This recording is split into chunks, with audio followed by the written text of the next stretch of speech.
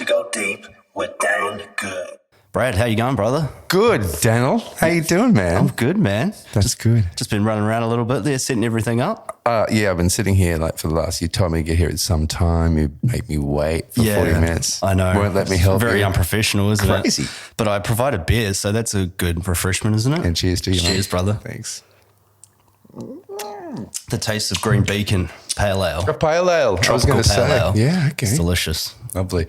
Are you supposed to advertise? You can. I have been a little bit, we do a couple of them where I have the beers. I sort of call it a bro off podcast. So, and yeah, we tried Range Brewing, which is just down the road last time my mate Damo was here and got stuck into those a little bit. Nice. Taste testing, we should say. But yeah, they recognized me last time I went in there for it. So someone must have seen it. Good. So that works, but maybe not Green Beacon. That is up the road as well. So, but I haven't been there for a while. I just drink their beers. So is there a sponsorship happening? You're being sponsored by I'm these working guys? towards it. Yeah, That's the idea, that's the plan. So if I get a beer sponsor, then I think you're doing something right. Maybe you could do a podcast with one of those guys. Well, I figured that would be good. I'm working my way to it now that it's all opened up again. So yeah. But how you been anyway, brother? I've been very well. That's very good to well. In the close down? Yeah. With the craziness, right? Yeah, with the craziness. So you're performing for the first time last night since it all closed up. Last night at Cloudland. Yeah. Cloudland, yeah. So you're a jazz singer by trade? Trade? Trade? Yeah. Well, is it a trade? It's an art form. It's, a craft. Craft, yes. A craft that you're getting paid for, which is a bonus. Yeah. It's weird being referred to as a professional singer because it's just fun. But I suppose it's what I do and have done for 23 years. 23 years. With the same band. Yeah, Wow. that's just one band. That's pretty awesome. So have you had multiple bands at certain points? Not multiple. I have played in a few Yeah. others as sort of stand-in. Okay, yeah. And one was a work-related band at Movie World. So right, sort okay. of, singing for your fellow workers, for your peers. Yeah. So the one you're doing at the moment, you've been with for 23 years. Mm-hmm. You're the lead singer. Mm-hmm. Yep. How's that all been going? It has its moments. There's no overwhelming success. You haven't seen my records on the charts or anything because I only have one. Not yet. What's that called? Brad Lever with Swing Central. Okay. Yeah. So Swing Central, is that your band name? That is the band name. Yeah, it's also like the company name. Yeah. And is that the place you play at, or not, there's not a place called Swing Central? No, that's the band name. Okay, It'd be a good name, wouldn't it? For a it would be. nightclub or Well, I something? figured it was. That's why I wasn't it has sure. other connotations. Yeah. We've had calls in the middle of the night saying, is this a Swing Central? You're like, no. So the It's a groupies band. come to your concerts then when they hear swing? We've got a few. Terribly shocked and surprised when they arrive to find that that's not the case. Yeah. Yeah. Well, so there's no single fellas amongst your band, or I'm one. you're one? Yeah. The lead singer single. lead That's singer saying single. something, right? Most of them Rockstar know. life. They're all married with kids. Yeah. Okay. Yeah. Rockstar. So you get the groupies then, eh? Yeah. No. No. The demographic that I appeal to is probably a little bit older, though I did have a look and saw some stats on Facebook of all things that I appeal to 35 and 45-year-old women the most. That works. It's pretty cool. It is. I thought. That's awesome. They're good stats. Yeah. That suits me. I like how they got those algorithms going now where you can see your target audience. Yeah. It works, yeah. That's right. So what do you guys mainly play then? It is jazz standards, American jazz standards. It's Frank Sinatra arrangements of pretty much like his tunes. So. Yeah. Yeah, apparently I sound a little bit like him when I sing, look a little bit like Jeffrey Rush. I've got no chance. It works, doesn't it? No chance, yeah. All right. Well, I watched a video before we started this, actually. Brazil, the one online. Oh, yeah. Well, there's a few online, actually, if you want to check them out, guys, on YouTube. Yep. Brad Lever with Swing Central. Oh, yeah. Yeah, but I thought it was amazing. You got a lot of charisma on stage. You had all the dancing girls going around, like flirting with your stage presence. You've got all that going for you, mate. Yeah, I'm not a good mover particularly. Yeah, so you let them do the moves around you and then Make they me just look come good up to you. if you can. It was working, I tell you. It looked good. Yeah. You had a lot of swag on stage, mate. Like, I liked it. Yeah, I really like it. And I really like doing what I do. In some instances, I am trying to recreate that time. Yeah. Which was a much easier time in some senses. Okay. Put your gloves on and in your hat and you went out and you listened to a band. Bands were the entertainment. Yeah. It wasn't a television. Okay. So it's music from that era. Yeah. So it still holds today. Some of these tunes that I'm singing, I sing one tune, the oldest tune I sing is I think like 1913. Okay. Well, It's a little before my time. Yeah, mine too. Yeah. they stand the test of time. The jazz standards. So. But swagger is showing off, I suppose. I enjoy what I'm doing. Well, yeah, you had a huge grin on your face, and you're working the crowd and working with the dancers around you. So that was what was coming off when I saw it, and a lot of charismatic on stage and everything like that. So is that a huge part of it, being a jazz singer, when you're obviously sort of playing to the crowd a little bit as well because you're performing, obviously? But is that sort of something you do with your band members or like dancers and things that are there? Does that really heighten the performance for you when you're performing? Oh yeah, like the more people on stage, the better. Right? Yeah. As far as I'm allowed to have, a string section if I could, if I'd have everything. Be greedy. It's once you've stepped on stage. Any stage, in front of a camera or on stage, you're a performer. Even if you're in front of people and you've got to take on a speaker stand or something, be semi-presented and do the job quickly and get off. But once you're a performer, whether you're an instrumentalist, whatever you do, I think that's a part of wanting to show your goods. Hopefully, someone out there will enjoy what you're doing and give you some feedback live for you to feed off. And then it just gets, the performance heightens from there. Yeah. And then they're more involved and you're more involved. And so crowds are essential to making a good show or not. You could do the same show every night to two different crowds, and one night is a blast. The next night you think you're doing better and you're going, it's, are we failing here? Yeah. It's still a good show. You're still getting a good result. It's the feeling that you were trying to generate for yourself. So do you think that's an energy thing? You're feeding off, like obviously you're feeding off the crowd, and if they've got a good energy, they're into the performance. It's obviously perking something up inside of you as well, and you channel that and you keep flowing with it. Absolutely. I think it is. It's an energy exchange. It's a fair and even energy exchange is what we're after, I think, just as people. Yeah. We meet someone, we get that fair exchange. We're happy to stay in that environment. Yeah. Excuse me. Same thing. We go there and we create something. Hopefully we're going to create a good vibe, for want of a better word, in the crowd, and that feeds back to us.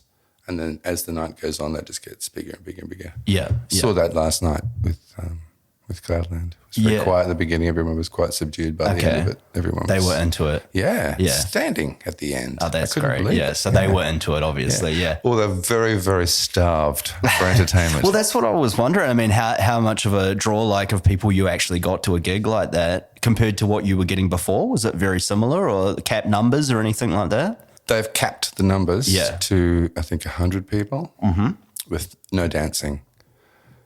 Don't know what other restrictions there were there. But that was the first one for us in 4 months. And it went really well. What was your question? I don't know. No, it was, the numbers that were there. The numbers, was there any, did you feel difference in performing since you hadn't been on for a while? I mean, obviously you blow a little bit of rust off and things like that. But with the energy of the crowd, if you know what I mean, they were probably happy to be out, and because they've been starved of entertainment, like you say, so they're probably quite into it. But with less numbers there, did it hinder a performance or anything like that? Or it was only a few smaller than the larger room we'd normally perform in. Yeah. But I think it had sold out weeks before, a couple of weeks before. Not well, that works, yeah. So I'll do a plug. There's another one on the 14th of next month in August. 14th of August? Yeah. At Cloudlands? At Cloudland. Okay, there you go, guys. Book your tickets and everything through there. And Yeah, that's the 14th of August. Okay. So you better be quick though, because it sells out. Yeah, I've wanted to come. I want to come down. Yeah, have a couple of whiskeys. I mean, if you can't dance, then that's a little bit of a letdown for me. I want to, once I get my drive down. Yeah, I want to get up there, mate. This white boy can dance a little bit. Is it a twist? Oh, mate, I'll just try and do whatever I can do. I'm good with the spin, but that's about all I've got. It's the sort of dancing where you can actually have a partner and hold. Yeah. Well, but you're not allowed that at the moment, though, exactly right. So yeah. So how does it? Yeah. Well, how would that work for everyone? They were just standing there and up and enjoying it. Yeah, it was a dinner show. So come in, have a dinner. Yeah. We put on a few spots. There is a burlesque show that goes in the middle of that. I've been there for a burlesque show. Yeah. Yeah, which is really good. Yeah, which compliments the crowd seem to really love that. Yeah, well, those are very entertaining. Yeah, I think I was there for a charity event, I believe, at one point, and they had the burlesque show. But yeah, it was the first one I've ever went to. But like, talk about charismatic performers, like they have to be all, like they so confident to be dressed like that. I know, and performing. I like performing, and I could see it in an acting thing if I had to, get naked, or you had to bare your souls for a performance. Yeah, done that a few times. Yeah, you just like getting naked. I do. You got me there. I would find that really hard to do, to dress up in a costume and to know that I'm going to go out there and take it off. Yeah, in front of people. Yeah, I suppose you rehearse that, practice. It's that next step of courage.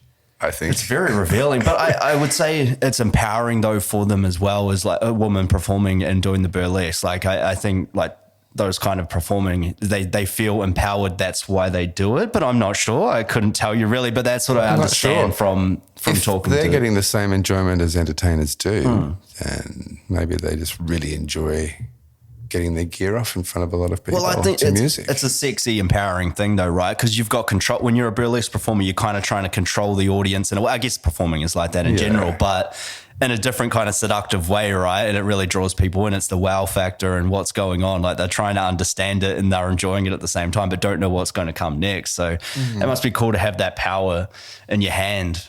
Even as a performer like you, what you're doing, like that must feel amazing when you're swaying a crowd with what you're doing up there. And that's a better word to use, sway, to guide, to get them into your headspace. Yeah. I don't actually have a show that is scripted. I don't play the same tunes every time I go out. Yeah.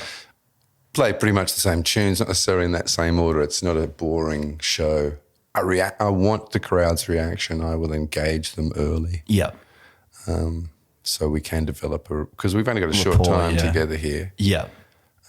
It is what I really like to do, and I don't want to walk away from a night's work or a day's work feeling, or I could have put more into it. Yeah. Sometimes it's just, I was going to say soul destroying, but that's really extreme. Sometimes it's a really tough time. Yeah. We do a lot of corporate work too. Okay. Which is big money. But stiffer crowd? Stiffer crowd. Yeah. Don't necessarily. I want to say they don't care about the entertainment. They do. It's a background entertainment, though. At the end of most of the gigs, everyone's saying, fantastic, great show, but they're there for a different purpose. They're there to network or to have their general, their annual general meeting and you're an aside to their... It's white noise in the background to what's going on. But it's a great night. Yeah. So those ones, you learn early that you try and engage, you won't get any reaction. You won't get much back. You're just best not to. Yeah.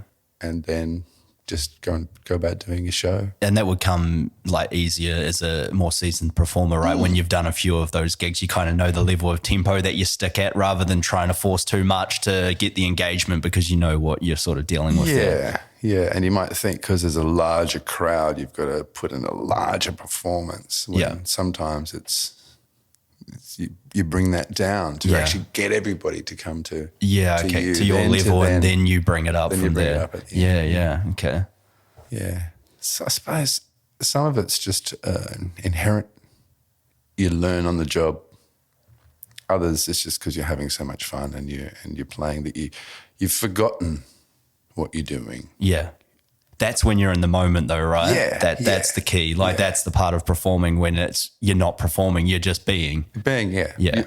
For each song that I sing, I've disappeared for 3 minutes for that in tune, I've got to be somewhere else. This thing's got a time it starts, it's got a time it finishes, and all this stuff's got to fit in between it. Yeah. And, it merged together. And I can just disappear in that. Yeah. And hear everything going on. But at the same time, I could also be thinking, I need to pick up milk on the way home. So it's a weird concept that you can be lost in this Sinatra world singing these tunes and think, oh, that's right. I've got no milk if I need to go home for coffee. It's so effortless because you're in the zone? Or? Well, I don't know how that is or why that works. You're away from what you're doing because you're totally absorbed in what the next word is. This note is going to lead me to this. For me, it's going to lead me to this lyric. It's going to... this is the section where I need to amp up a bit. I need to prepare myself, or there's all that going on. But it seems subconscious. I don't know. It's like breathing. Yeah, you don't think of these things; that just happens for you automatically. And that's when you've got it naturally. So maybe it's just the conscious coming, going, "Hey, don't go too far away. You've got to get milk on the way home." I don't know.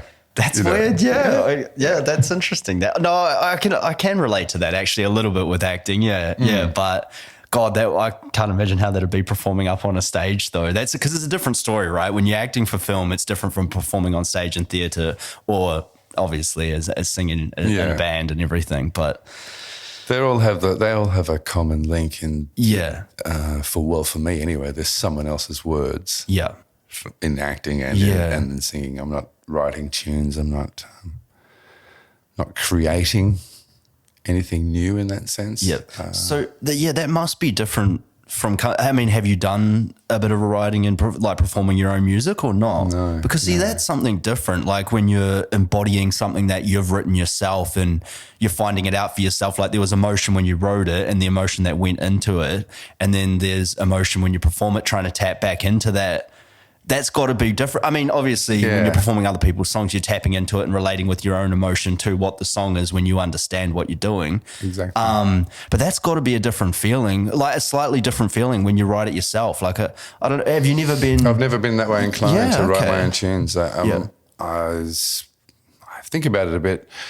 The songs that I sing are unrequited love songs, the girl who got away.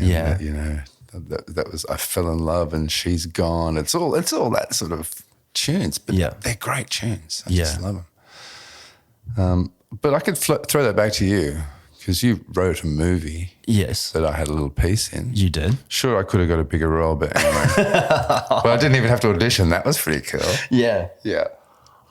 Actually, no, you did do an audition tape for it. Oh, I did too. You did. Yeah, you did it in your backyard. That's right. But you were, I was already looking at you, obviously, like, because you had the perfect look and everything, and I knew you could play this role of a homeless man. It was an inspirational homeless man. I think the brief was basically a Morgan Freeman homeless man. It was that kind of scene. Like, it was probably one of my favorite scenes in the film to do and to write along with everything, and just where we shot it and everything. Like, it was really nice. fun. It was pretty cold. It was freezing.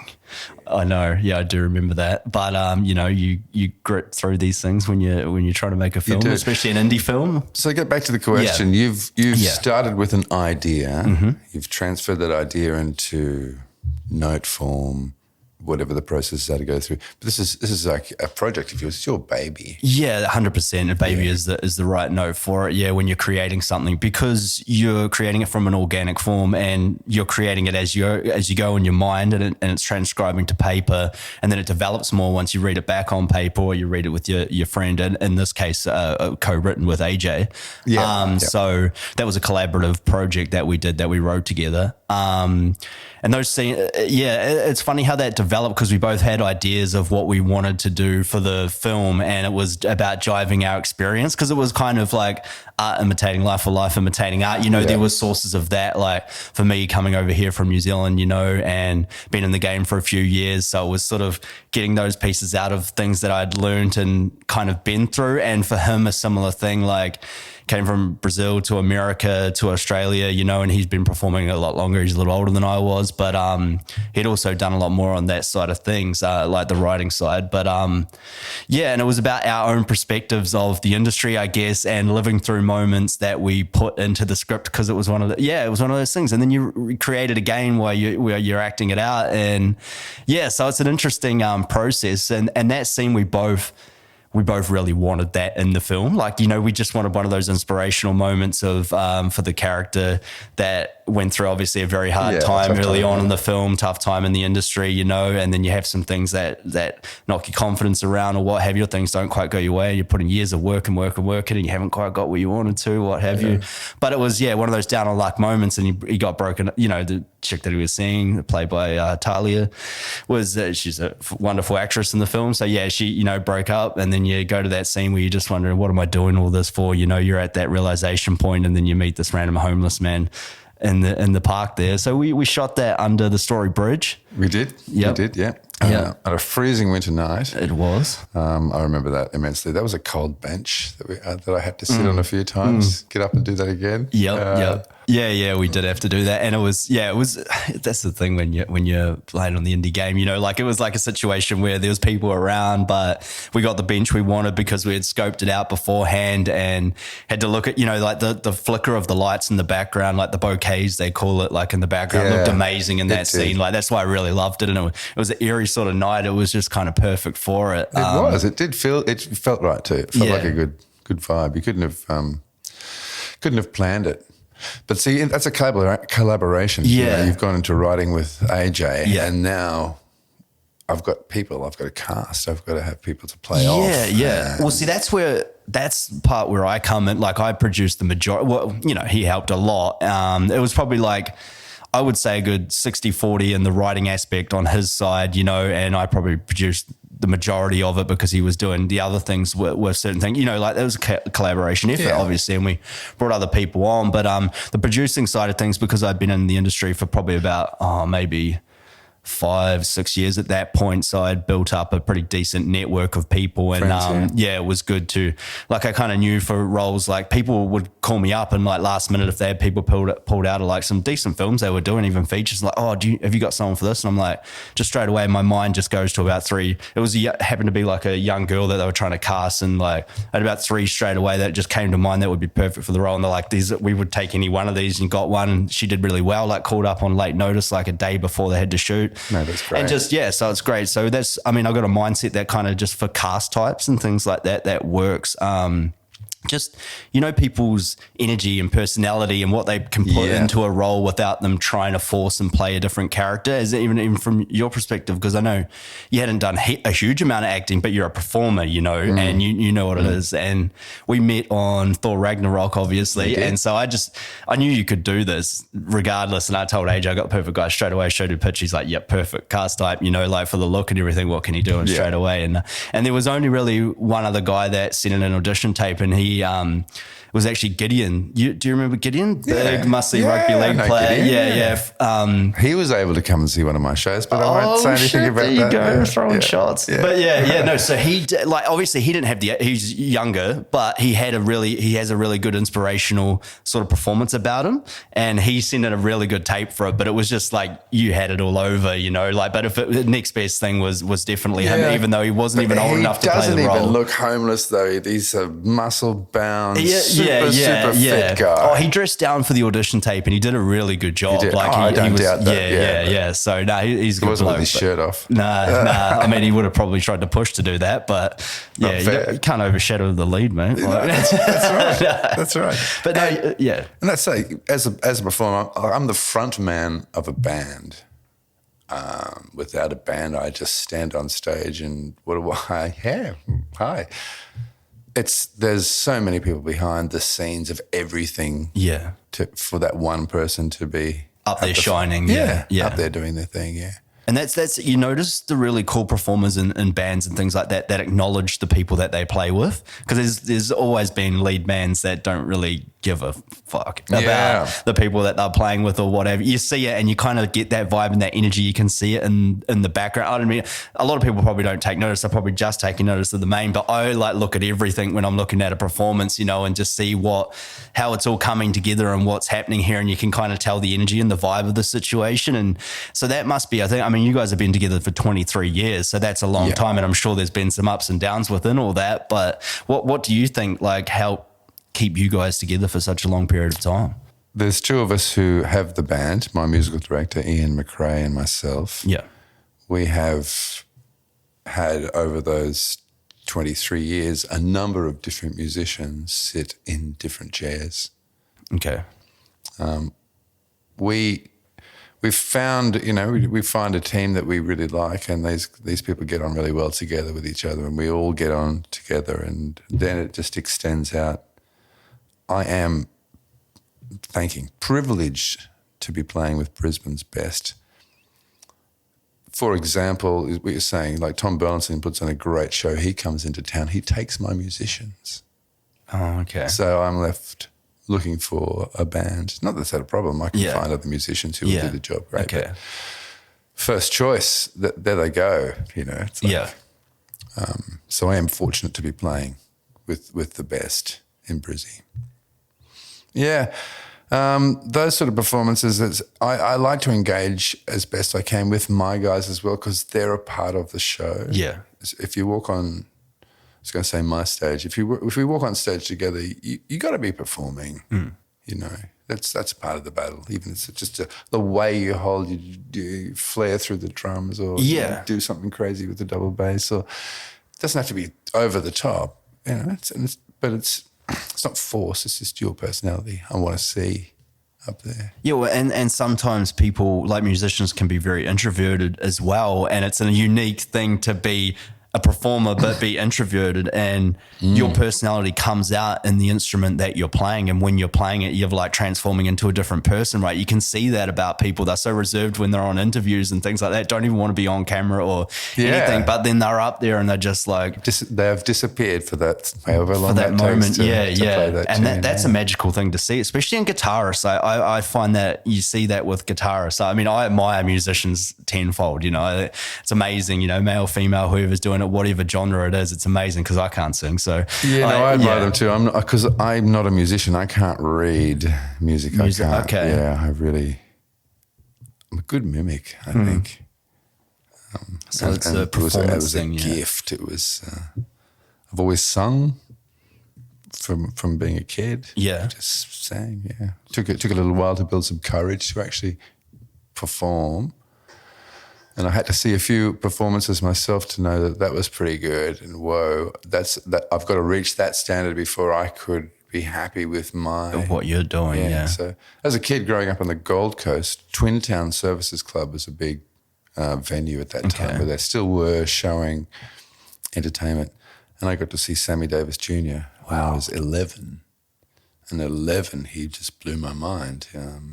This guy just lifted the roof off the building when he started singing, and I went, oh, well, I've got to be able to do that. Yeah. If you want to be a good performer, you've got to be able to do that. Yeah, that level of performance. Yeah, so with that, then it was like, so now I'm listening to Frank Sinatra, and now I'm listening to these tunes, which mum and dad had as records at home. So it's never and play it all the time when you're a kid. Yeah. So I know these tunes instinctively.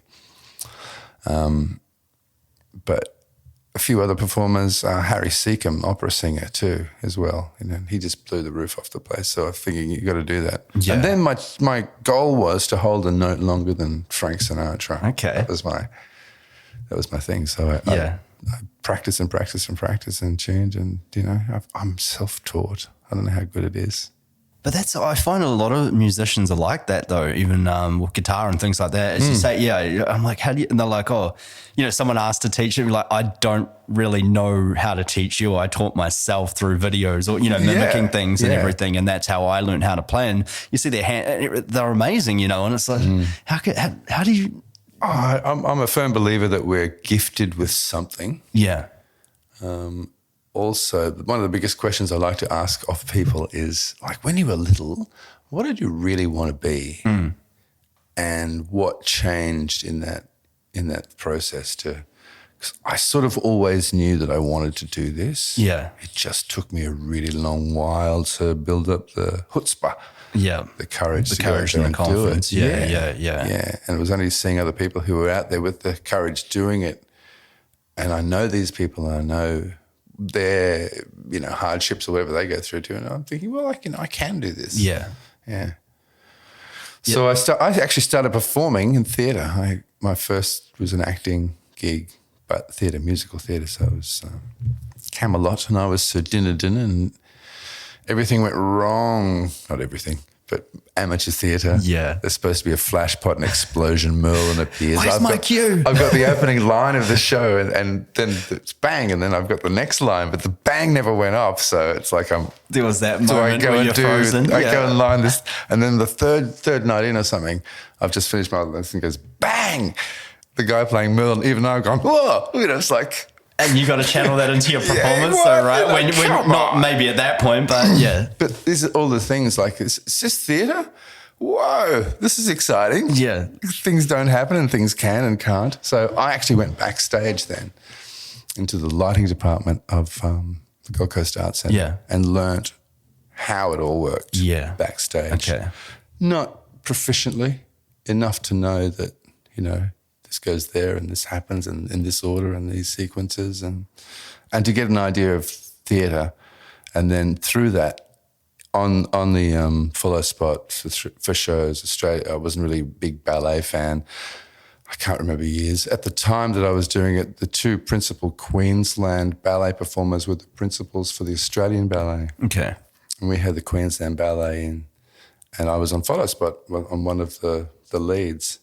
And I'm mesmerised now. I've never seen ballet. I thought it'd be boring. This is just the most amazing thing. And so it's like you opened up to other experiences to not be so closed off. Yeah. And it would have added to your performance as well, understanding all those things behind camera, behind performance. Yeah. Because you find that even with acting and things like that as well. Yeah. Once you learn those things, you understand it from a different point of view, and then you kind of, it's not knowing your cues, but it kind of is to a certain extent. You know how things are working behind the scenes, but you forget about that when you're performing. It just seems to aid you in some way. Like, I don't know if it's an understanding. Is that what I'm saying about the craft? Yeah. It's like you're learning, whether it be a physical craft to make something, there are certain steps you must do in order for this to, doesn't matter if you do this one before that one, it's still going to result the same. But same thing with your craft. If you're learning to act or sing, there's probably steps there. You see other performers, you go, oh, I like that. I'm going to try and work that into my performance. I'm going to steal that. Yeah. There's so many tricks that are just put onto audiences that they don't know. It's nothing bad. It's not a bad trick. It's just, the biggest one I like, and you can see it a lot, is you've made a huge mistake.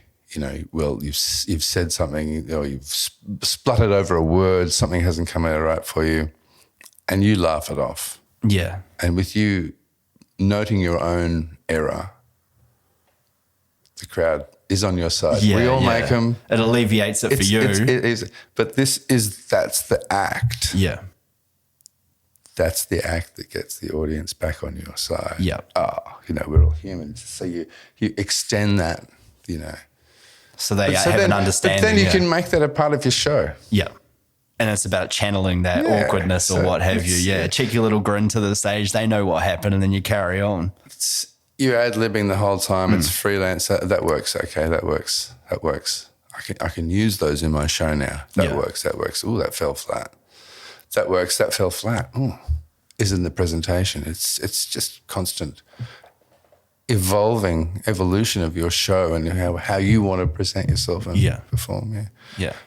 How are we going? I'm rabbiting on here. Oh, no, it's great. That's what a podcast's all about, man. I mean, these are things, that I don't know from that side of, but I understand it from an acting point of view as well, or, a set point of view. From a performance point of view. Performance point of view, And it's interesting to hear it transcribed from another art form per se, and how you go about it. And they do seem to be very similar, in performing. There's like a lot of fundamentals that come from yourself and what you put into your performance. And it seems to be a similar way for musicians then and actors and things like that about channeling those things, because it's like, as a craft, you have your instrument, which is yourself, and your craft is the things that you learn along the way, the techniques and things that help you with everything. So, and it's one really, really big thing that I learned through over the years, not at the start, like you're just saying words, on screen and you're like, you kind of push how the emotion should be. Yeah. And that's acting per se, but it's not being in the moment. And when you learn how to settle yourself and relaxation and then getting to a point where you can actually be there to perform, be sensitized so you understand your body and what's going on with it, and your mindset as well, and you alleviate whatever stresses are there, which there always is something, nerves and what have you, and you push that away, then you're ready to perform, you're ready to channel your own energy and ready to take on the character or take on the role of performing. So I think and everybody does it differently though, but that seems to be a fundamental point of actually getting to those moments. And some shows, some performances are totally different. You're required to be a little bit more, revved up and concentrating a bit more on this than a show that I would do with the quartet at a bar somewhere. We'd probably be having so much fun by ourselves because we're not really thinking about the performance too much because we've done it for so many years, these different tunes, that we can convey that fun. You hit that gear and you go through it just naturally, like it. Yeah. And elevates. Yeah. There's others, and there's thousands of people out there, and it's a Christmas carols gig. And how often do you sing Christmas carols? Like once a year. Yeah. You've done new arrangements. You've rehearsed them twice. Now you're going out in front of a huge crowd. There's a different, there's a different motivation to do a good job. This is what you do. This part of the job's easy. This one's a little more difficult. You've got to keep applying yourself to the harder stuff. Yeah. Which is where the reward is. Yeah. The nervousness, I still get a little bit nervous before I go on. I think that's a good thing though. Then you're doing something meaningful when you have nerves. I mean, everybody has nerves at anything, whether it's approaching a girl to ask her out for a number or what have you, or like trying something new for the first time, or even when you're putting yourself out there again, it's natural to have nerves, and that's a part of addressing it, knowing that you have the nerves and channeling that into your performance. Like you're a little stuttery with your voice at the first and you're acknowledging it in your mind, but you kind of got to forget it, right? And you just flow into the note and then you just push. Like it's about starting slow, I guess, and then pushing through. Like, and I don't know what it's like to sing, because I'm terrible, but. Yeah, that's a whole different process. Yeah. Singing, I don't know if I could describe it either as a. Yeah. My easiest way I describe singing for me is that I have to become I am obviously the instrument. And it's like the frame of a wind instrument. It's pretty solid, but all the amount of pressure that you put through, or the how soft, how hard you blow will flow through that as you do it. Yeah. But you still need that solid structure around it. So it's quite demanding work. You're braced most of the time. You're hunkered down. Yeah, through your diaphragm, and then right? this center part's got to relax now. Yeah. And you've got to breathe through there and then project. Yeah. Yeah, the noise, yeah. Yeah, it's an interesting thing, that. It's all performers sort of go through a singing acting thing as a part of a course that you might do where you've actually got to, I can't sing. No, you can't. Whatever. You've got to do this. This is a part of part of it, yeah. It's the growth, process. yeah. Which will give you an idea of what that is about. But it's also, if you're doing theatre, as a theatre exercise that we had to do, we had to hit the back of the room projecting, no mics. So you develop a different technique, a different style of being able to grab that diaphragm and go boom and hit the back of the room. You know? So it's, But you're saying words at the same time. And keeping understood. Okay. It's wicked. So you said, start off going back to when you always thought you'd be a performer when you were younger. So did it take you a while to actually get on stage, obviously, and do what you had to do? You said you went to theatre and you did some of that first. So what was that progression for you, and how, like, what was it that got you on there eventually to go up there and perform? I think I was over being a salesperson. Yeah. Yeah. And thinking there's got to be something that I can do that I really like. And I knew, that was always in the back of the head, you want to be a performer. When are you going to do something about it? And it was in Sydney. I'd moved to Sydney when I was 21, and I got myself an agent, and I did myself a radio course. Okay. So every week we had to write a 8-minute script, deliver a news item, deliver a couple of commercials that you've written yourself. Yeah. In the old school style of radio selling.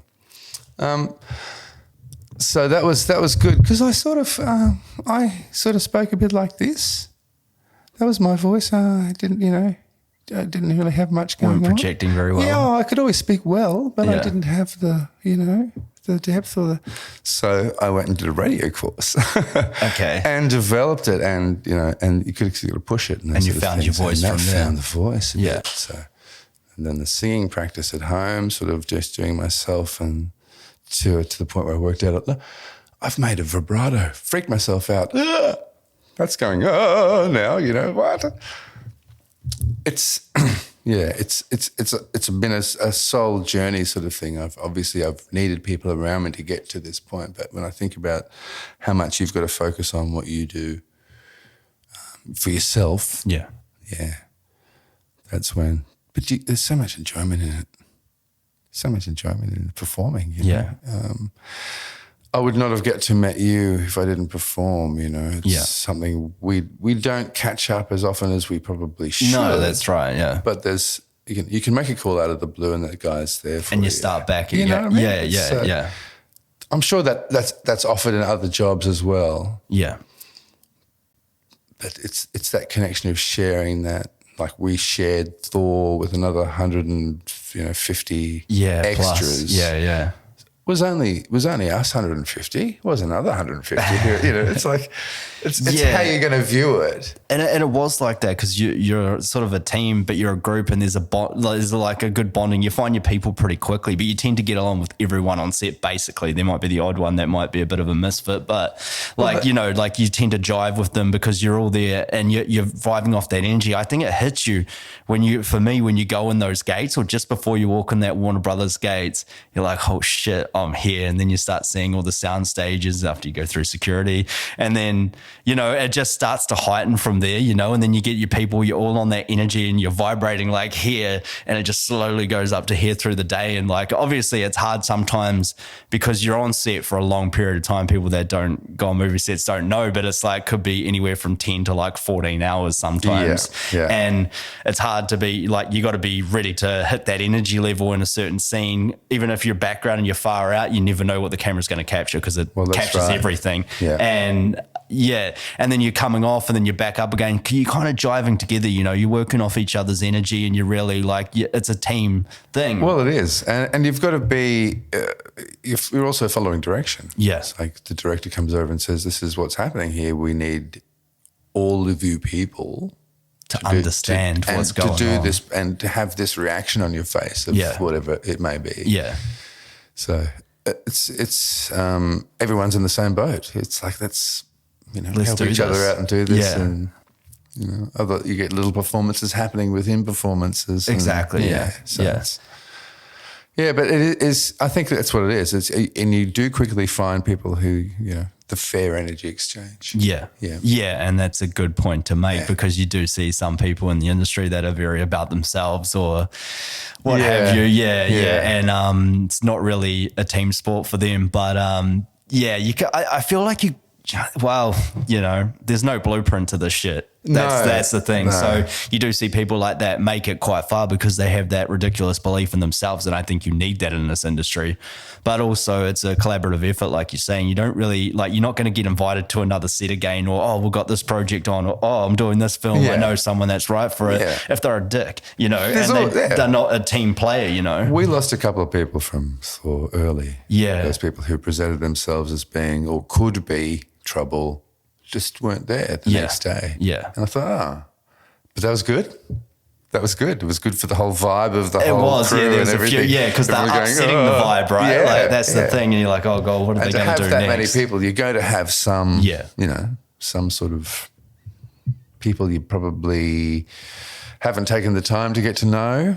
and you'd probably, you're never moving in those same circles, so you'd never really got to spoke to them. But, but you met a hell of a lot of people. Oh yeah, that was honestly one of the best times of my life, like performing wise. Like that, well, it was awesome. Like you meet so many good people on that set, and you make so many good friends that you still have bonds with. And like you say, you can pick back up again just down the track if you haven't even seen them for years, and you just kind of start back again. Like it's weird tapping into that energy, like again.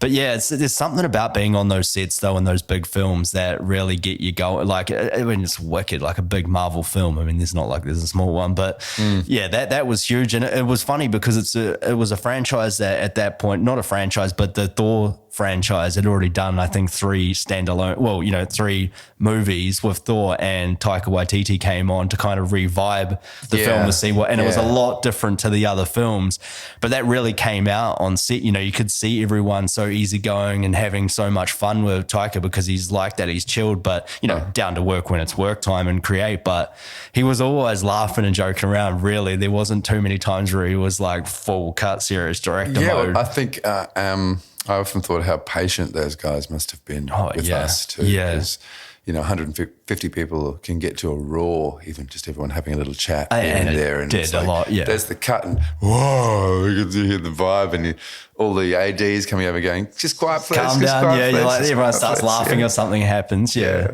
no, it's crazy to try and direct a set, and that's why they have a lot of assistants on those and big megaphones going on. And oh man, there's so much chaos though. That takes a lot. But I think if you were going to get yourself frustrated at that, you'd probably be in a lot of trouble. You'd probably have to go, okay, we've got 200 people. We've got to move them around in an order that we'd like. We've got to set the cameras this end. Then we're going to do that exact same motion, and we're going to set it up that end. They're going to be standing on there for about half an hour with nothing to do, but we don't want them to move because that's the position we really want them to stand in. Let's get water to them. Let's do. It's like There was quite some hot moments in there. There was some tough days. Yeah. I remember when we were doing that scene, like right at the end of the movie when, and as you say, like it's like a green cross or whatever it was with that big wolf that comes on, but it's all CGI, and you don't know that, and we have to react like we're running scared from this thing, and there's this huge fight battle going on like around us, and you got the stunties as well going everywhere with the swords and fighting people. And there goes the spaceship. Everyone look at that. There's just nothing there. It's crazy, but you got to be at that energy. That's about performing though, right? You got to be at that energy when it's time to go. And but it was funny. It was so hot because it was summer some of those times, right? And there was a big shade. Oh, no, man, it was winter. It was freezing in the morning. We were all standing around those fires. But didn't we shoot at some point? Because it was so hot. Got towards, it's just typical Queensland. Coast winter. Because we had layers. We had so many layers. Like we were like something like out of Star Wars or whatever, right? It was quite thick and heavy. There was about 3 or 4 different layers under that had to be like the accents of it all, like to get the look and the puffiness, and then the big overcoat thing that was so thick. That was crazy. And having to carry an item with you, like a big bag. Yeah, it was hot. It was good. It was good fun though. It would change. Oh man, it was awesome. Yeah. But that's what I was saying. That vibe that like you saw with Taika and Chris Hemsworth and Tessa Thompson and all those guys. Like everyone that went on there, they were always having a good laugh and joke around, And then when it was time to go, it was time to go. But that really played off in the scene. Like it's quite a funny movie for a superhero movie, And it just you can tell that went into it, like all that love and that organic. Yeah, I think there was a good connection with Taika and the entire cast. Yeah. Yeah, I think just a great, I don't know, I was watching him more probably than I was watching other people. Yeah, he's very interesting to watch how he's running the show. Around it, yeah. But everyone was on the same page. He wasn't actually having to do too much. No. He would come out and go bang, bang, bang. People would do this stuff and he'd go off and giving little adjustments here and there to the right people, and it just seemed to work, and it's really smooth. It was pretty easy. Those days that we sat and did nothing. There was, for 12 hours. Yeah, when they got Are we going on yet? We could be on in an hour or something. Oh, how exciting. Yeah, there was a few where we didn't even go on at all. Yeah. It was crazy, Like having like 150 extras just sitting there on hold for the day just in case we need them. Like, that's right. And, as you were saying, we had the hot space we were sitting in. And Yeah. And, like you Anyway. say, the murmur gets to a big yell once you're all getting vibed up and you're like, all right, quiet, everybody. Well, so what is it for you that performing is still going? You've been doing it a long time now. So what is it for you that keeps you going? Like you feel like that's another extension of yourself that you're leaving up there on the stage, or what is it that keeps you going with all this now? Don't know that I could do anything else. I could, but that would give me the same satisfaction, same job satisfaction. Yeah. It's not always the most lucrative. And that's sort of a second thought, that side of it. I'm fortunate that I can be in a position to be looked after well. So I have the freedom to explore and have done what I would like to do, basically. But yeah, I don't know why. Why do we do it? What a stupid thing we do. We put ourselves under so much stress. Just before a time we go out there and we want to show people that we're going to do. I'm really trying up here to entertain you, and I hope you're really enjoying it, and so I can get some extra job satisfaction because I'm so needy and greedy and need of that attention. So many, yeah. But then when that's all over, I don't want that attention. Sometimes the meet and greet afterwards is full of compliments and it's too much. No, thanks, thank you, no, thank you. It's like, thank you. I need to go back. I need to go back into myself. Keep now. me real. Yeah. Keep me real. Don't let my head get too big here. I'll never get out the door. I've worked a few different jobs. I think I left maybe only one of them. The others I was just dismissed from, with the boss saying, "This is a really sad thing that I have to do, but I've got to fire you. Oh, you're a great person to have in the office." And, it's like the office clown, class clown.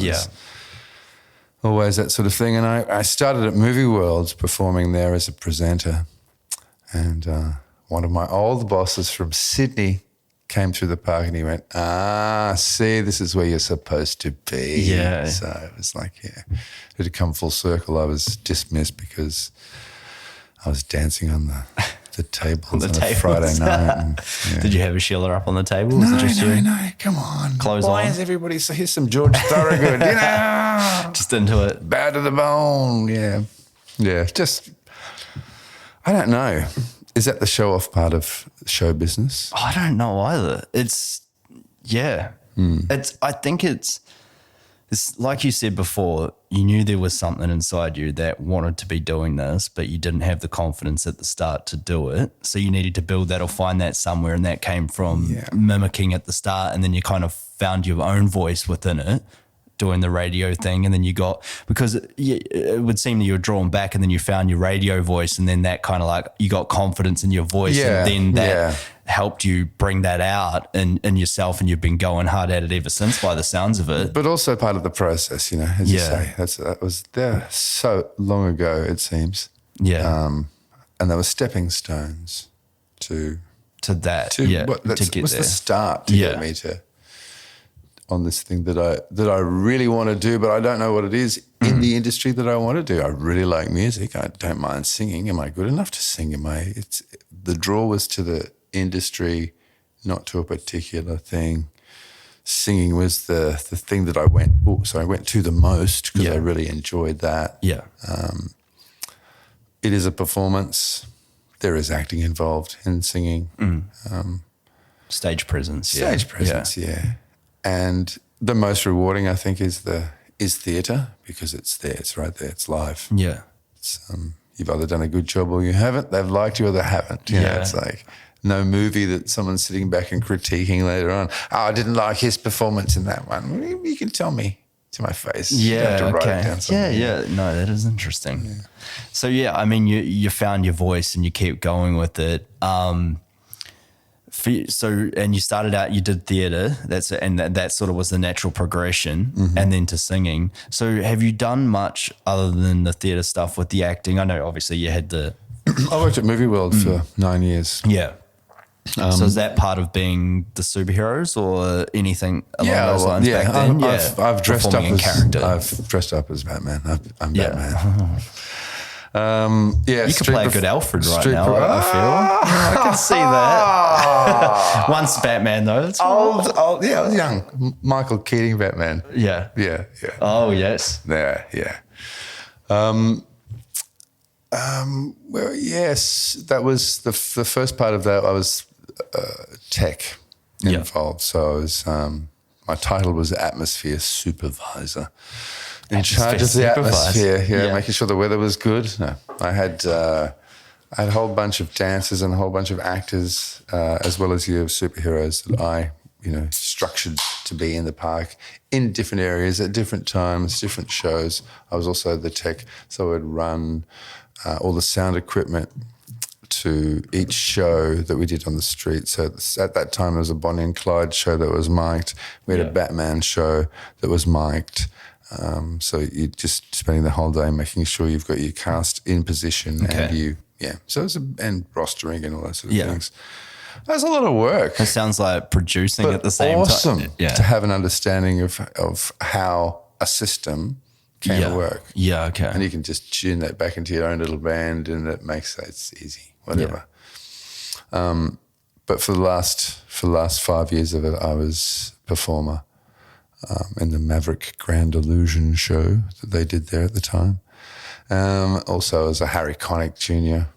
and other street performers as well. So So I honed my craft in that sense daily. I got to go and perform daily. And that's live performances once again. With an audience. Script, you've got to, you've got to learn, you've got to go through the processes of auditioning to win that role. You've got in a pool of great performers. Yeah. So it's nice to be, acknowledged by your peers as well. Yeah.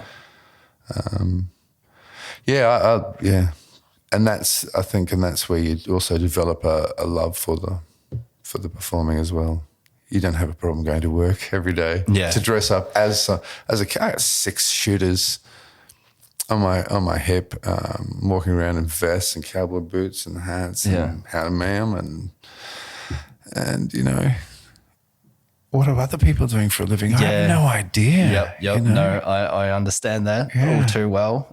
Now I'm dressing as a Native American and I'm dancing around with a plastic tomahawk. It's like, what am I doing? What am I doing? See, that could be risky business these days. Yeah. It's changed, hasn't it? How much is the industry changing and things like that? I mean, it's a touchy subject, isn't it? But I mean, like, you're acting. Surely the best person for the role can get it. I mean, there was bad thing. I watched the Bruce Lee documentary recently. Very good. Be Like Water. Highly recommend it. Okay. Fucking amazing. It's really good. But to see what he was dealing with in Hollywood from an early point of view, like when everybody wanted to see him on screen and more of him, and he wanted to inspire people, and play these roles and be like an action star and things, but he was put to the sideline and just kind of like that guy that knows a bit of kung fu, or what have you, martial artist on set. He was always the sidekick, and like the Green Lantern. Or was that like sidekick? It's not the Green Lantern. Sorry, was the Green Lantern? No, no, it's not the Green Lantern. It was. God, was it?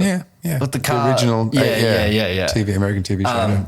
And to see what he was dealing with, and then he was like, you know what, I can't do this anymore. You're not letting me be who I want to be and what I want to portray, which unfortunately Hollywood has a stigma for. And so he went back to China, and then they had to go over there to get him, and he did that into the Dragon or something, or it was pretty awesome. Like I'm a fan, but I'm more of a fan past tense, now from, after he passed away and things like I didn't, obviously it was a bit before my time.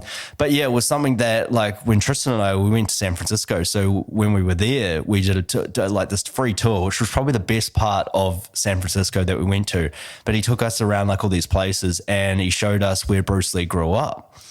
And it was so cool watching the documentary again when they showed that. And like he grew up in America, just idolizing the American way, and things. And then he went back and he was kind of seemed like an outcast a little bit in where he was from, because they're like, it wasn't cool to be a performer, but he was a child performer for a while. Eventually, like convinced his old man to let him have a go and all this, and then he just kept going, and then G just sent him off to America to be, because I think he was going to get in trouble where he was in China, because he was learning all these martial arts and started getting fights and things, and sent him off to do his thing. But it's just playing those roles, it would seem that, you know, the best person for the job should get the job, you know, not based on, it's a touchy subject, and I don't know how deep to go into it. But I for that particular role, I don't know how we would go in Australia finding a Native American. Exactly. Yeah, that's true. They don't exist here. Yeah. It's also doubling up on roles. That's just one aspect of it. Yeah. It is a bit touchy, and I remember thinking when the Me Too thing started, I was hanging with a whole bunch of girlfriends from movie world. We were out at a social thing one night, and I went, I don't know if I've said anything that's been untoward, nothing that I would have intended ever to be anything, but maybe I've thrown away a rude comment or a lewd comment, or, you know, it could have been suggestive or those sort of things. So I sort of went into this group of girls and went, look, I just want to apologise for anything that I said, this Me Too movement going on. They went, oh, man, of all the people, you don't have to worry about a thing. You know, it's like, you don't know who anybody is in this industry. You don't know what anyone's background is, but, you know, particularly in this industry, you've got to be nice to everybody anyway. Yeah. Particularly in this business, just, you know, you don't have to have an opinion on everything. No, just respect other people in the way, you want to be, you know, the way you want to be viewed as well. But I think that speaks tenfold though in this industry, and that's where you'll get other roles and you'll be asked to come back on set or do this gig, is because you're a good person and you help out when it's there. I don't know how many times I've been on set and like helping the lighting guys move everything around, even though I'm waiting, like just sit down, chill, relax. No, I've got to do something, you know, like I need to keep busy though. So I'm like, want to help out all the time. But I think it helps when you can do that, when you can lend a hand every now and then to lift something or what have you. Yeah. I go from wearing a tuxedo and all my jewels and everything on stage doing my show. I go backstage, I take all that off and I come out the front and I load up the keyboard with my piano player and I load up the speakers and I lug those down to the car and it's part of it. There's no glamour. Yeah. At the end of a gig, you know, it's not, well, not at a working band, you know, I can't afford roadies. Yeah. I've got to be the roadie, but so in some instances it's really got to be, you've really got to love the job. Yeah. You want to put on a podcast, you've set all this stuff up for yourself to do this, you know. Yeah, exactly. Yeah. And it's just because I like connecting with people, you know, and I'm curious naturally. So I want to understand how you go about what you do, you know, and it just naturally, I started listening to podcasts. This guy got me onto them eventually. It took a while. Yeah. And then once I did, I was like, I can do my own one. And then, just start doing it. But so for you then, as an evolution for a performer now, you've obviously been in it a number of years. And so, I mean, you love it. That's what gets you to keep going with it, right? But where do you see your evolution going now? Like, is there something that challenges you that you want to try on, hypothetically speaking, that writing a song yourself, you know, or where do you see it going for you next? I don't know. I think particularly about the songwriting, so many people have said that to me. I think if I was that way inclined, I would have done it already. Yeah, had to go at it. I don't think that's in me. But the desire to sit down and try and write a song isn't there. Yeah, that it is a hard thing to get writing on paper, but once you force yourself to start something like that and you just start scribbling, that's when you actually find momentum in it, and all of a sudden like an hour or two passes and you've got bones of something there to go on, because it is hard to force yourself to do it unless you're naturally inclined to want to put that down on paper. Yeah. Because it was the same, but once AJ and I started, we talked about it for so long, and then we're like, look, let's just do it, like, because we both want to do it. Let's get together, let's brainstorm something, and then it just starts to organically grow into this, and you're like, then you get the momentum that you want, that you need to keep going with it, and all of a sudden you're doing the film, you're acting the scenes out that you did a few months before that you wrote on paper, you know what I mean? It's a very satisfying thing to go through, that process. I could probably see myself writing a script before a song. Okay, yeah. Because because a script would be interactive with, you know, a couple of performances, unless it's a one-man show, of course, where the song has to have, it's like we'll have a theme and you've got X amount of time for the song to fit into it. And where I'm concerned, they've been written already. Yeah, okay. If you talk to me about an emotion or something, and I'll pull that one out of the file. That one's covers that. Yeah, you know. But it's about tapping into your own raw emotion of it, right, and channeling that into something like a piece like that. Because I don't know, from me just talking to you now about like how you've gone through the process of performing, and that you weren't, you know, like you wanted to do it, but you didn't have the confidence in yourself for a while. You built up to that point. Is there something that you just started performing, you started singing, you're like, I can mimic these songs good. I'm happy to do this. I'm happy to do this. But is there something that you put a barrier up for yourself to not tap into that? Like, do you feel that there could be something if you actually sat down to do it, you know, after a couple of whiskeys one night? I think I'm comfortable with myself as a singer. Yeah. As an actor, not particularly. Yeah. I would really like to, and that's why I've been keep doing it for this entire time, to become better at that, to have that feeling of relaxed confidence that you spoke about earlier, that I have when I'm singing. It's still nervous to get up there. Okay, we've started. Okay, we're into this. It's okay. I can relax a bit. I never really get to that comfortable when I'm acting. Yeah. To, you know, that's a wrap. That's great. That's fantastic. You've got everything you want. And I go, is it? I don't know what I'm supposed to be feeling now, because I don't know that from the communication we've had, I've done exactly what you've asked me to, but you know, does it look all right? You know, it's yeah. I can come off the stage and go, that was a great tune. That sounded fantastic. I can't come off. Because you've got the audience there though to give you that justification.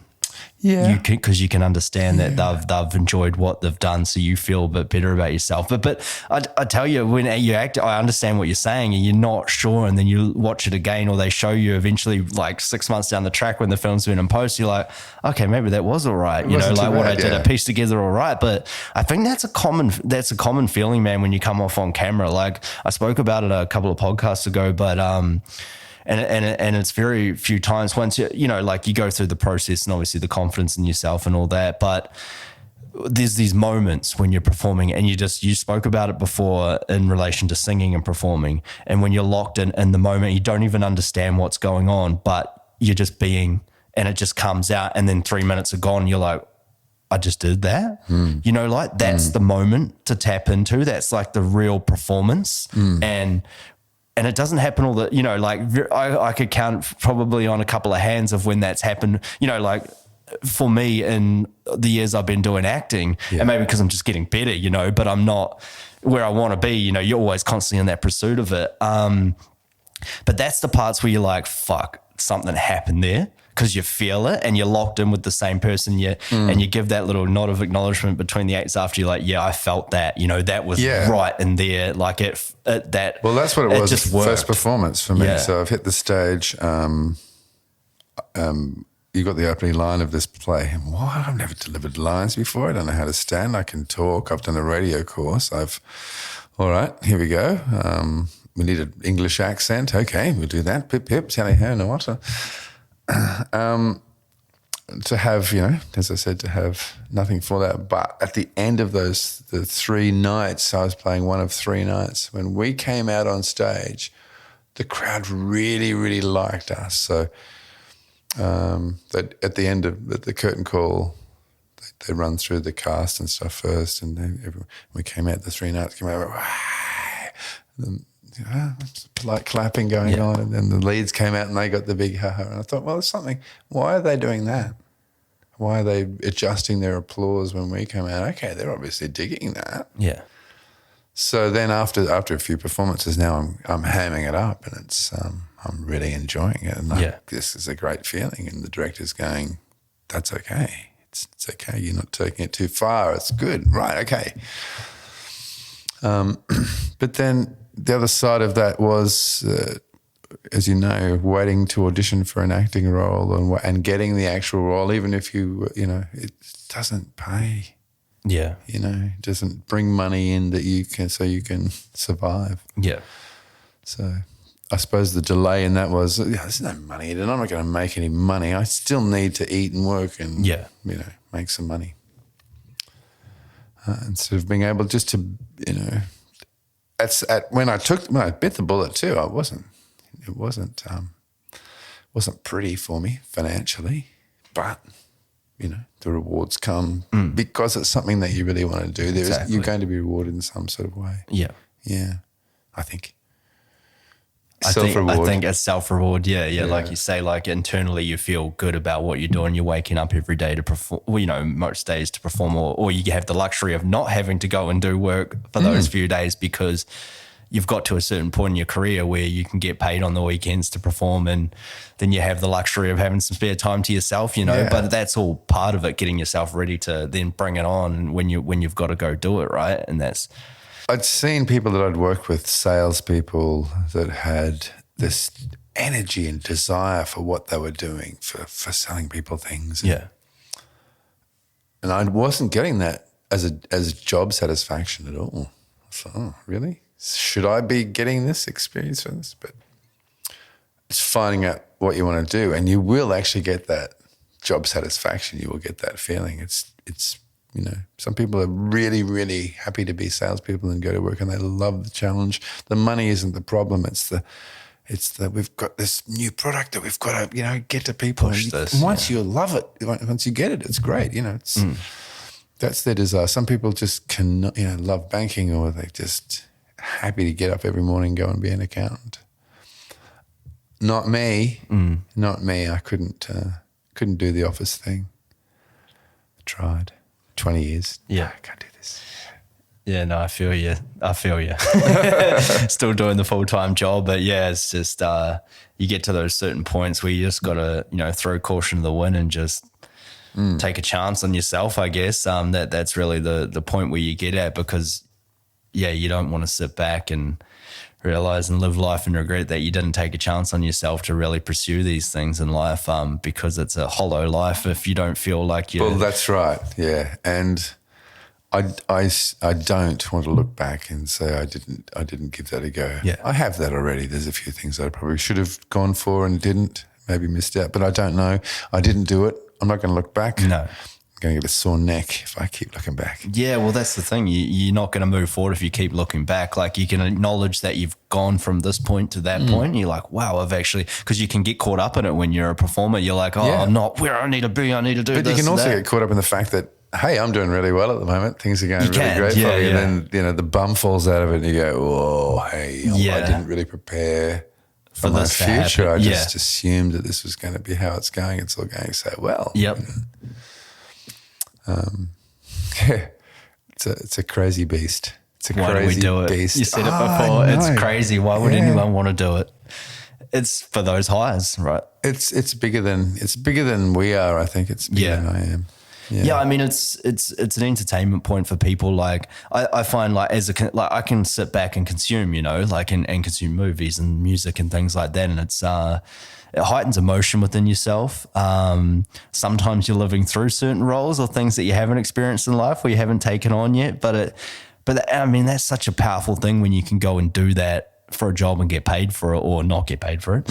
But it's just such you feel like you're giving back to the world in some way. Like, whether you might not be changing huge amounts of things, or lives, but I can honestly say that I've watched movies before and I've lived through certain moments and go, wow. And then gone back and sort of looked at it in my life and just gone, I kind of want to do that. Like, I don't know, like it's given film and movies and things like that have given me so much for aspects that I couldn't live out in my life, that I feel like I think it in turn inspired me to want to do it, you know, and give it a crack, like through obviously things that happened in life and on the path and the journey that you take on and you grow and you get confidence in yourself. But I think it's just like that natural curiosity in someone to want to go do something, whatever it is. If it's not performing or anything, it's like, do that. Like, just address that for a moment and just go on. If that makes you feel like that in a certain way, then go and try it. Yeah. And it's live performance that you might be making a difference to someone's day. that one person who was having a bummer saw you play and went, that song reminds me of, these are stories that you hear. Nostalgic that song moments. it reminded me of when I was, so many people come back and tell me that I was here when I saw Frank Sinatra. Oh, good for you, you know? Yeah. So, and compliment me That's again. a compliment to reviving that memory, you know? You've done it. That was fantastic. Thanks. I thought someone was playing a record and I walked around the corner and there you were. Oh, wow. That's got to be a good compliment, right? That's a good mimic, I suppose, yeah. So when you say like you like mimicking things and everything, do you feel like you're embodying Sinatra or embodying something that you said you heard those records when your parents played it? So you're bringing that in at some point, you know, like that's coming in. So do you feel like you're embodying a Sinatra-esque part of you or him or... I'd said for a long time that I was born in the wrong era. I should have been born back in that time. Yeah. Which is a stupid thing to say because you were born when you were born. Yeah. I really like that era though. I would, it's not really our climate, but you know, I'd be happy in a suit and tie through the day. Maybe a hat, you know, that sort of gear. It is probably that era. It is the music itself, from that era. I don't know why.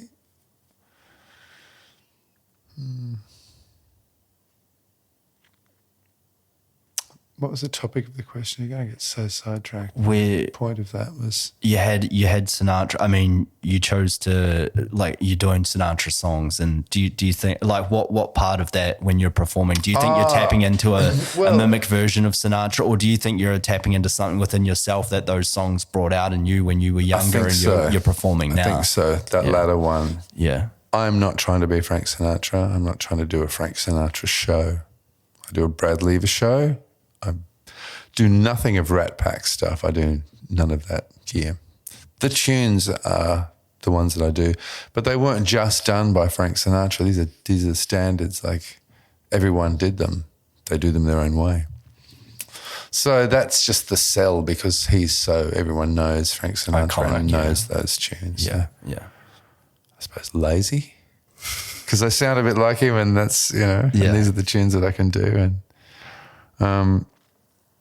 I don't know what is the I'm missing the meat of what you're trying to tell me here. I had something for you. What were we talking about? Just changing someone's day? We did that, didn't we? Yeah. No, it's more. When you go up to perform, do you feel like you're embodying something within yourself, or like a feeling that you got from listening to a Sinatra song, or you feel like you're just embodying what you think that song means to you through what Sinatra was playing? You know? No, I think the choice of tunes out of the catalogue is important to me. Yeah. There's some you've got to do you can't get away with. You've always got to do New York, New York. Yeah. You've got to do My Way. You've got to do The Lady's a Tramp, except if it's a wedding. You've got to do, other standards. But within that range, he's got such a huge, you can choose those. They either meant something to me at the time that I first heard them, you're right, or it's something that a new tune to me, but it's relative to what I'm going through. Yeah. The other weird thing I find myself doing is just I will start singing a tune through the day. Well, not in its entirety, a small piece of a tune. It could be anything. It's not necessarily jazz, some old rock and roll tune or something like that. And I often wonder why that's the tune that's been chosen to sing when I haven't thought about anything. This tune, just I start singing this tune. Yeah. Is it relative to something that I've just done? Is it relative to something that I'm thinking that's going to happen in the future? I don't know. All of the above, right? It's just organically come out and you've let it go. You're letting it out there. So I'm letting it out there. Putting it out there. Why am I singing that song? Yeah. So is something going on? So I don't know what that reason is. Music is a beautiful thing. And I come back to the feeling that I get at the end of it, which is really nice. Yeah. And channeling those feelings. Yeah. That's all about me at the end of it, isn't it? We're unique like everybody else. That's right. Yeah. Would it be too much to ask of you to just sing us a little bit on the intro? What would you, just the outro, I should say. What sort of tune? I don't know. I'm just thinking. That. It's like, what are you? I think are you a plumber? I think go plumb something. Yeah. I think a fitting thing would be the Sinatra My Way. Just a little. What can you? Just a little outro Pressure. of this. I know. Wow. And now the end is near, and so I face the final curtain. My friends, I'll say it clear. I'll state my case, of which I'm certain. There you go. Love it. It's a great way to outro it. Brad Lever, ladies and gentlemen. Daniel, good to see you again, mate. You too, brother. Thanks, bro. It's been awesome, mate. Cheers. That's us. We're out. Woo! We did it.